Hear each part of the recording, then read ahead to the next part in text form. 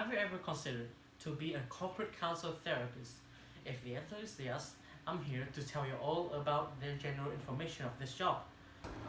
According to an article by Wall Street Journal in 2020, a third of major corporations with over 5,000 employees were already planning to hire on-site therapists in their offices. This increase in popularity is due to the drastic increase in office stress. Similar to how they provide real links and proper infrastructure to ensure their workers are not put in harm's way, big companies are now more conscious of the dangers of mental health and are taking measures to tackle this growing issue. On site corporate counseling plays an important role in boosting employee morale and productivity, maintaining a healthy and wholesome working environment.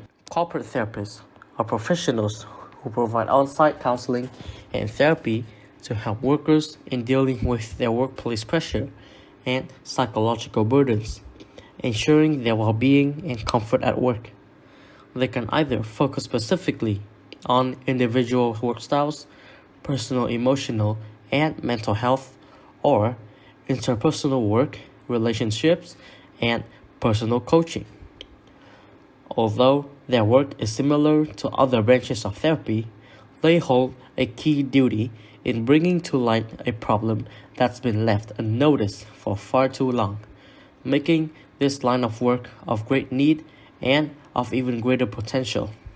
With this information in mind, let's start finding a path towards this career. For grade 10, you can start by exploring your job in detail and possible educational institutions that offer courses in psychology. The biggest requirement for you to become an official licensed therapist is to have proper college degrees and qualifications. Most people will go for a bachelor's degree and then a master's degree or PhD in psychology. Psychology courses can be offered at Đại học Xã hội và Nhân văn in Vietnam, for example, Monash University, Queensland University of Technology, or University of Tasmania in Australia. Options in the US include Stanford University and the University of California, Berkeley. It is understandable that finding the right university for you sometimes can be difficult. One way that you can approach this is to divide your school goals into safety schools, target schools, and aim schools. Let's say your goal is to study in Australia. So, for now, you will be having Monash University or the Queensland University of Technology as your target schools. You can also start noting down skills that you will need to attain for this job. This job certainly calls for people who will have good communication, observation, and problem-solving skills, are sympathetic and attentive toward others, and can cope well under pressure. Now that you've understood what it takes to be a corporate therapist and have chosen your desired universities, it is time for you to take the early steps to begin your application. Try visiting your school's or university's website to seek more information about application details and deadlines, accommodation, or tuition fees. You can also put these information together in a document for further references. Common Australian university requirements include academic entry, your personal student record and gradebook. Most courses require your Vietnamese 12th grade GPA to be about 7.5 or above. Many schools also accept standardized tests as part of your profile. You should view your specific course pages for this information. You should also search for available scholarship opportunities, which are often based on your academic performances. Such information can also be found on your school's webpage. It is important that during this time you study really hard and maintain good grades.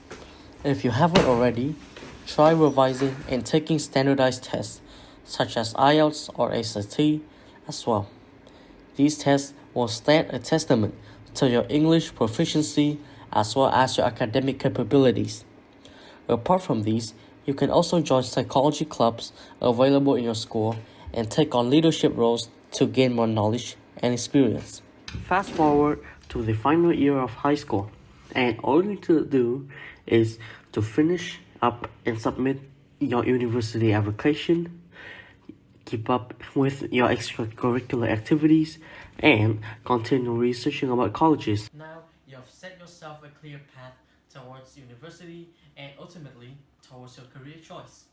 But it is also very important to assess what can go wrong during this process and to predict sudden changes. Let's say that all of a sudden you seem to be failing high school. Your grades start to drop and you aren't really comfortable in class. Your profile might be less competitive than others, but afraid not, as there can be an alternative pathway.